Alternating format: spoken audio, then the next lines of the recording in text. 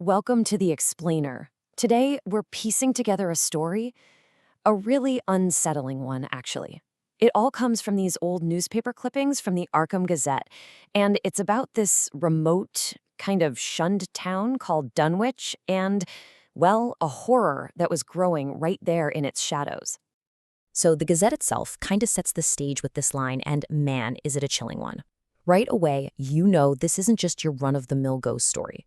The horror in Dunwich, it's something else, something ancient, alien, something from the hollow between. What does that even mean? It's spooky stuff. All right, so let's get into it. Our story starts, of all places, with a birth. But, this was no happy occasion. When a child was born on Sentinel Hill back in early 1928, it didn't bring joy.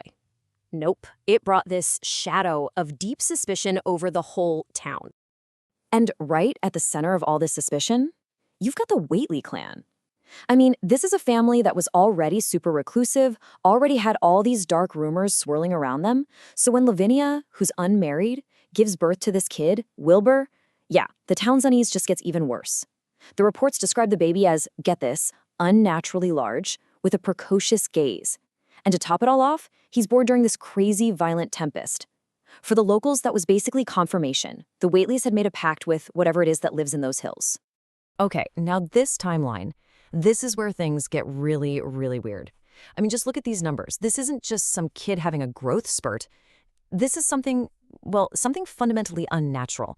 By the time he's just a little over 2 years old, he's described as a 7-foot titan. I mean, come on. This is pretty much the first hard evidence that all those whispers around Sentinel Hill, they're pointing to something terribly, terribly real. So Wilbur's growing at this absolutely alarming rate. But here's the kicker. It wasn't just his body. His mind was advancing just as fast, almost supernaturally fast. And this sent him on this really desperate search for forbidden knowledge, a search that was going to bring him into direct conflict with the outside world. And the Whately farm itself? Well, it basically became ground zero for all the local dread. The Gazette reports, they paint a picture of a place that's just warped, like twisted by some unnatural influence. And it all boils down to two things. First, grotesquely malformed livestock. And second, a hidden library packed with forbidden books. So eventually the sheriff raids the place and, confirms the darkest rumors. It wasn't just the freakish animals.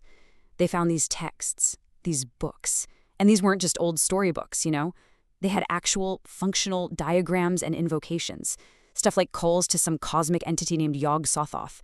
This was proof of active and, let's be honest, very dangerous sorcery. This hunger for knowledge, it leads Wilbur straight to the big leagues, Miskatonic University in Arkham. And you have to remember, this kid is technically only 15 months old, but because of his crazy growth, he looks way older.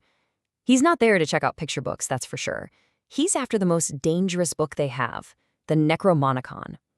Of course, his request is shut down fast by the head librarian, a guy named Dr. Henry Armitage. All right, so as Wilbur's quest gets more and more intense, something else starts to happen. His own family. It just begins to mysteriously fall apart, leaving him more and more isolated and way more desperate.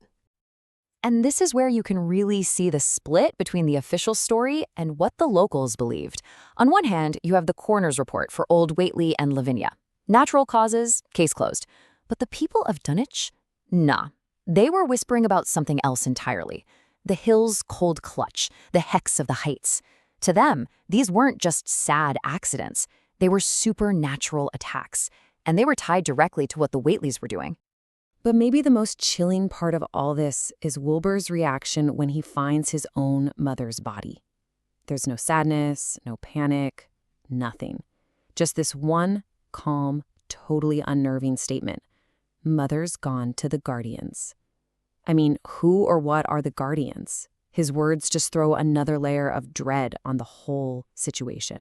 So now, his grandfather is gone, his mother is gone, and Wilbur's desperation for that book, the Necronomicon, just boils over.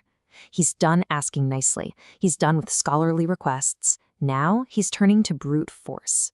And this is going to lead to a violent and pretty shocking confrontation. He's described now as a hulking hybrid of boy and brute, and under the cover of darkness, he just smashes his way into the Orne Library. He's got one goal and one goal only: steal the book they wouldn't give him. This is it. This is the moment the horror that was contained to Dunwich spills out into the heart of Arkham. And the fight that follows, it's not really a normal brawl. It's more like a battle of, well, magic. Dr. Armitage and his crew, they don't just tackle him. They use these enchanted weapons to take him down. But even as he's defeated, Wilbur's last words are this cryptic demand for the key to the gate, which pretty much confirms he was trying to unleash something absolutely terrible. Okay, so after the library attack, a posse goes out and storms the Wheatley farm. And that's when they finally see it. They finally get a glimpse of what Wilbur was protecting this whole time. For just a second, this invisible thing becomes visible. A massive, monstrous, tentacled creature. The reports call it Wilbur's twin. So that's the true horror. That's what's been growing up there in secret. And that brings us to the climax, and it is a terrifying one. With Wilbur out of the picture and the farm in chaos, that monstrous thing he was guarding, the thing he was feeding, is finally set loose on the whole countryside. The creature's escape, it's just a total cataclysm. It happens on Walpurgis Night, a date that's got all sorts of occult meaning, right? The whole farmhouse just erupts in this pillar of what's described as phosphorescent putrid stinsons. It's this massive, invisible beast literally smashing its way to freedom. And nobody could see it at first, but they could hear it. And the sound? Man. The report describes it as not being from any animal on this earth.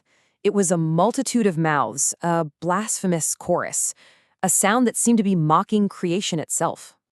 So, with no one else to turn to, Dr. Armitage and his buddies from the university basically become humanity's last line of defense. They head up Sentinel Hill, not with guns or anything like that, but with the only weapons that have a chance of working, those ancient, forbidden books from their own library. And up there, on top of the hill, the creature finally becomes fully visible. And it is a nightmare, a writhing, shapeless mass of flesh and tentacles and mouths. The Gazette's report just calls it a colossal, blind, brainless blasphemy. It's like cosmic chaos was given form. And here is the ultimate irony. Dr. Armitage whips out the Necronomicon, the very book Wilbur died trying to steal, and unleashes a powerful spell from it. He's using its dark knowledge not to open a gate for more horrors, but to slam one shut. And it works. The spell hits, and the monster is just ripped from our world in this blinding flash. You could hear its psychic howls echoing across the valley as it gets banished back to whatever void it came from. And as it goes, the whole Whatley farm is just consumed by the blaze. So, the battle's over. The monster is gone. The farm is destroyed. But what happens next? What becomes of Dunwich, and what about this dark legacy it now has? Well, the farmstead is just a pile of cinders. Wilbur, who was somehow caught up in that final blaze, is taken away, babbling, his mind completely shattered. So yeah, the immediate threat is gone. But Dr. Armitage's final report, it's not a victory lap. It's a really stark warning. He says what they fought was just one piece of a much older, deeper hunger that's still out there in the hills. And that's really the question the Arkham Gazette leaves us with, isn't it? Did they actually defeat the horror? Or did they just push it back into the shadows for a while, where it's just waiting? That is a truly chilling thought, and one to chew on long after the ashes have gone cold on Sentinel Hill.